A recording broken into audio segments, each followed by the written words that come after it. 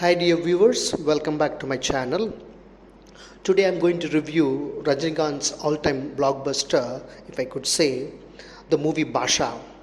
So the name itself, probably for most of you or especially me, it just gives me goosebumps to talk about because apart from Talapati, it is probably the second best movie for me in Rajinikanth's career, especially in the 90s. I'm reviewing it because I say it, and many would also admit the same that if there was a movie which can be called the highest point of one's movie career, it's definitely Baasha for Rajinikanth. You could divide Rajinikanth before Baasha and after Baasha. It's kind of a summit for him. It's kind of a pinnacle. After whatever movie came out or was released, was trying to ape it what they saw in Baasha, but never I think they were not able to achieve it. Some certain movies came close, but nothing came close to Baasha in my opinion. I mean, I could be wrong, but for me, it is very close to my heart. I watched it over and over again. Probably I was in grade 10, probably I would have watched in my life around 25 times. Okay. When I watch, now I watch it, I may not have that same vigor I had when I watched as a teenager, but still it's kind of gives you goosebumps. Okay, just let's get into the review part of it. I mean, what can I say? I'm only thrilled and just review this movie. I might even run short of words when I talk about it. It's very emotional. I have very emotional bonding with this movie. Yeah, I think other reason why it is because if there is a way to celebrate, forget about somebody's acting and all these kind of stuff. But if you want to celebrate a superstar, this is the movie that celebrates what Rajinikanth does. Okay, so that is the reason why you might expect now. It fulfilled, maybe I don't know if everybody would agree with me. It fulfilled most of his fans' expectations. That's what I feel like. In certain movies they expect something may not be fulfilling, half fulfilling, but for a true Rajinikanth fan, this is the most fulfilling film I could say. To start with, even the title card impressed me. The title card impressed me. Again, what they had in Annamalai, after 92. I think in between there were a couple of movies. I don't think the title card, superstar title card, was there. The introductory title card I'm talking about. Then it was, I think, probably brought back. It is because of Suresh Krishna's direction. That was kind of, you have in bits and pieces here and there also, even in one of the songs also, this James Bond, music incorporated, and the way he says also, okay, for the dialogues and punchlines, I'll come on to that later. So I'm just talking about this music for the title card resembling James Bond movies. Yeah, for us, he's a James Bond. So who else will? Okay, so that's why probably they might have also taken inspiration from James Bond music, and they have incorporated into this. Then coming to the first part of the story, it shows Rajinikanth very docile,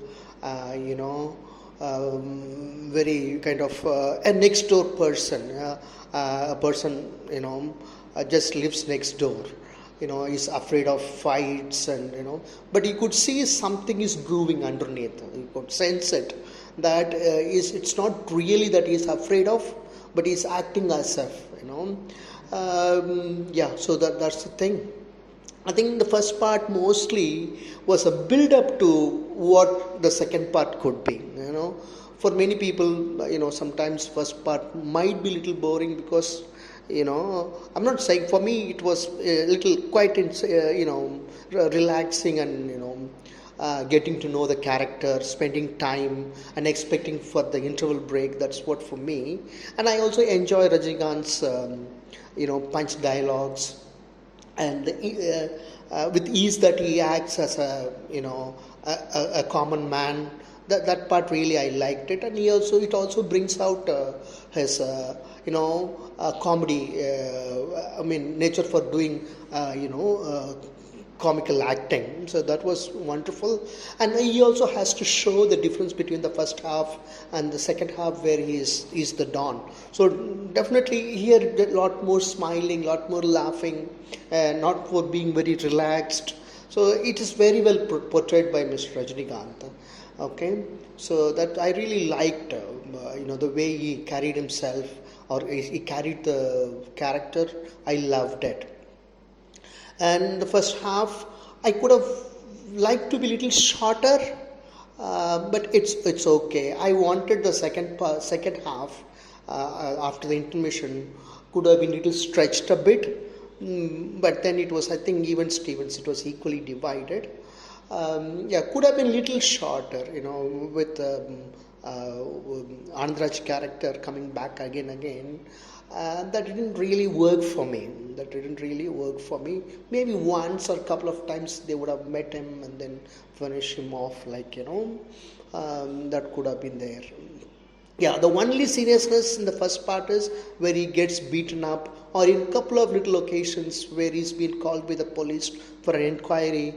So that one or two incidences he is little serious, but then other than that, he is very easygoing guy, happy-go-lucky guy. Okay. So and then the punch dialogues, especially Urdarochana, Nurdarochana Madri, it is a breathtaking dialogue. It took the industry by storm then, when the movie came out. Rajinikanth, I like both, before the interval and after the interval, it was fantastic acting. One thing that standout performance for me is, where he meets this person called Albert, who has kept a bomb behind the statue of Ganesh. The scene, probably it was shot in Hyderabad, in Golconda Fort, where he walks into a cave and kicks him, tries to harm him. That was the standout scene for me. The way he expressed his emotions, that was fantastic. I don't know anybody can do that. I'm not saying that nobody can do it with such perfection. So I heard somebody saying, I don't know who was it, he's not a tailor-made actor, he is a very natural actor. So that bit was a standout for me.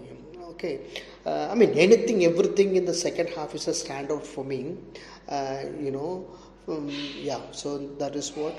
Other than Rajinikanth, Nagma character really didn't come through for me. Her character didn't really work for me.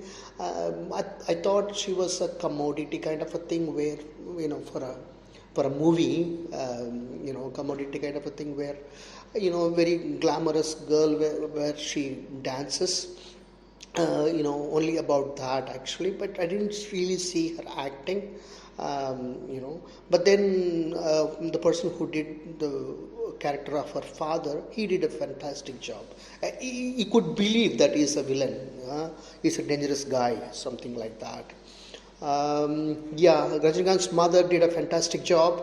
She's a thespian. She's been doing a lot of movies from the past, I should say. She did fantastically. Andraj also did quite well. I would have liked, the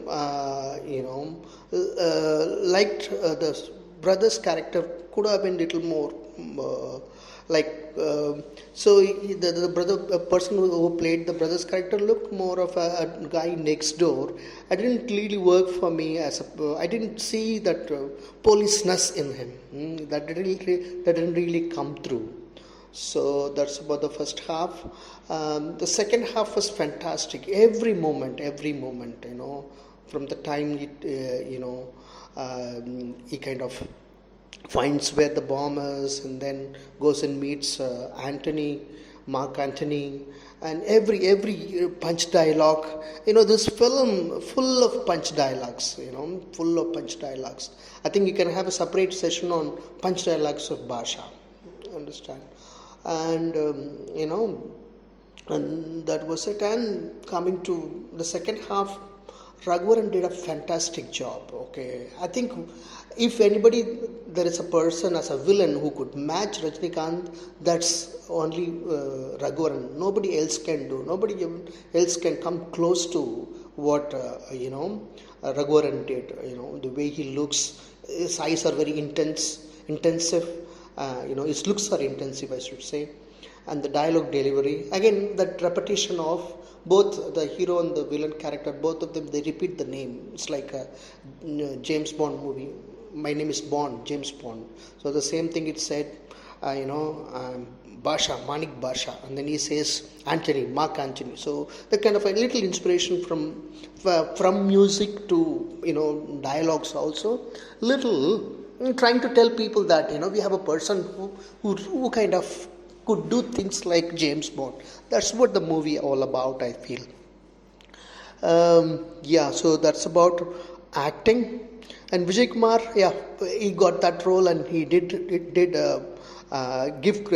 we should give credit to him that he did a decent job, okay, with whatever he could act. And Saran Raj played his part, okay, so, and it was believable, so that was fantastic. So that's about acting. I really liked storyline. Yeah, so I didn't look for a storyline first of all. For me, I want to see Rajinikanth playing a Don character. That's what I want. I'm not looking for a story there. But anyway, it was a very well woven story. So that's it about.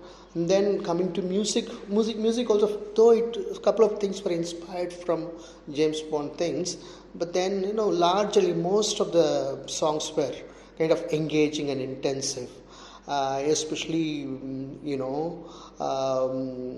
Aragus song was fantastic for the music, and also towards the end Devam Thangamagan, the song, that was fantastic. Actually, the music was fantastic in it, and also in style, maybe it's little inspired from James Bond movie. I mean, the James Bond music again, that was fantastic.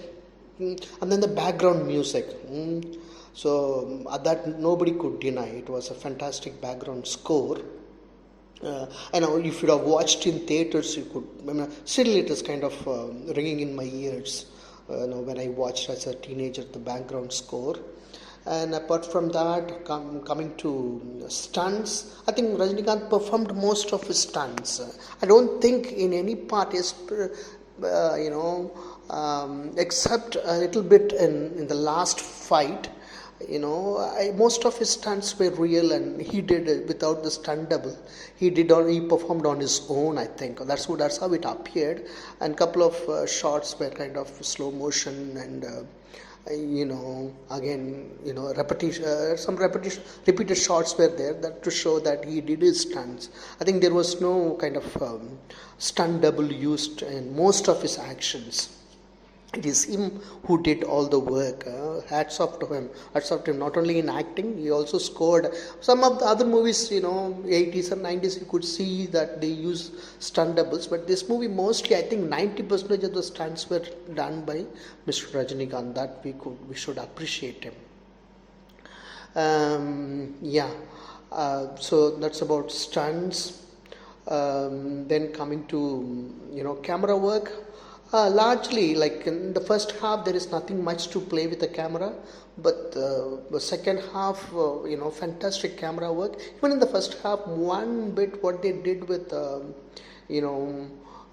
when in the center Rajinikanth is there and everybody goes around for the autocurrent song, there it was fantastic. I think with those days, that kind of a camera, it is very difficult to get a 360-degree shot. I don't know how did they manage to how they managed to got it. That was a fantastic job, and every frame after that in the second movie was picture perfect. It was fantastically done. Then coming to set, I was like, it was breathtaking sets in especially the style song where there's a play aircraft kind of a thing, and every song, even Tangamagan song, and even in like Yet. So all these songs had a fantastic sets. Okay, this only set I did not like. I'm not. I feel that for the negatives I should keep it for a little later. But then I wanted to say it when I'm talking about the sets. The first half mostly taking place, every scene is taking place in one place. We have the Satyam Theatre, kind of Satyam Theatre set. I think it is shot in Chennai Cinema City or Cinema Nagaram, or Film City they call it.